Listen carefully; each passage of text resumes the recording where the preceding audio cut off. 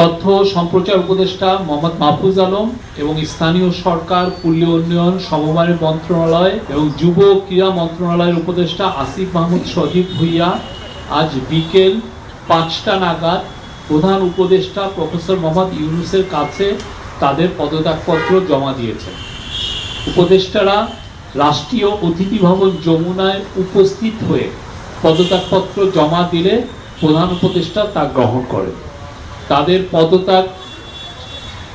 তাদের পদত্যাগ নির্বাচন কমিশন তফসিল ঘোষণার সাথে সাথে কার্যকর হবে। আবারও আমি বলি, তাদের এই যে পদত্যাগপত্র নির্বাচন কমিশন তফসিল ঘোষণার সাথে সাথে, যে ফেব্রুয়ারিতে যে নির্বাচন হচ্ছে সেই নির্বাচনের তফসিল ঘোষণার সাথে সাথে কার্যকর হবে।